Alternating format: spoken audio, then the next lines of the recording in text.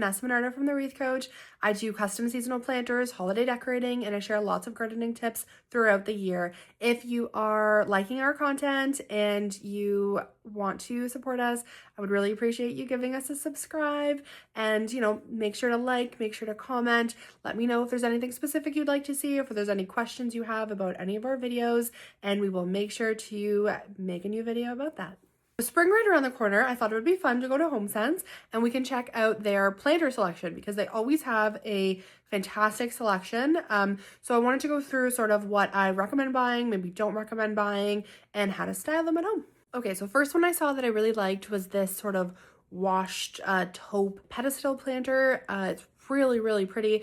I think it would be really nice for like more of a traditional looking home. It's Fico stone, which is a really good material. I find that they do really well outside.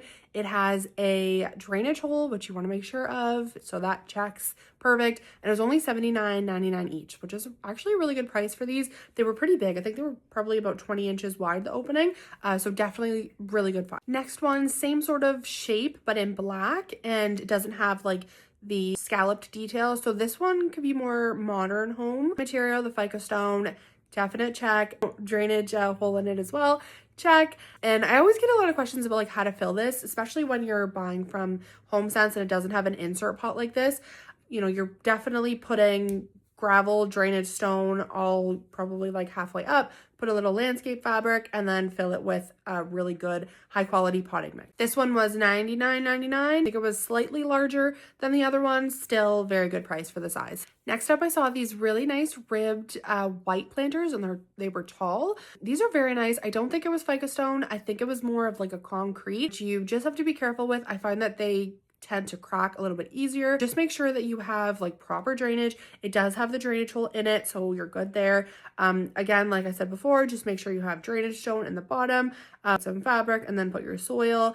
And you might want to protect the walls a little bit. Like sometimes you can wrap some bubble wrap around the inside walls and then put your soil, and it just kind of keeps the soil from freezing and pushing up against those walls and potentially cracking. So just a little bit more maintenance. And they are white, so they may look dirtier after like a winter. So unless you're like putting them away, if you're okay with giving them a little bit of a wipe come spring, then that's totally fine. I have like a green painted house and I have white planters and they look really cool. This turquoise pot is really fun. A really nice pop of color in your garden, especially maybe if you have like a monochromatic garden.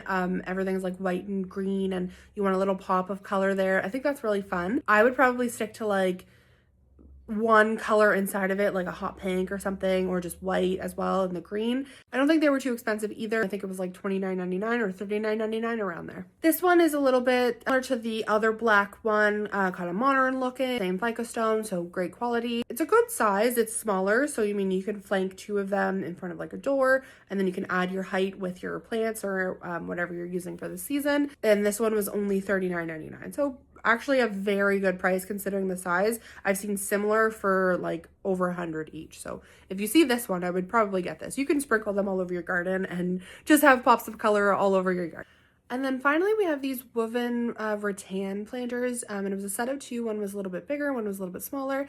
I don't know that I would recommend these. I don't think that they would last as long as the other ones. They only have this like plastic insert pot on the inside, so you'd have to really make sure that you're like lining it nicely, and definitely bring them inside if you have bad winters. So they weren't really cheap. The smaller one was $29.99 and the bigger one I believe was $39.99.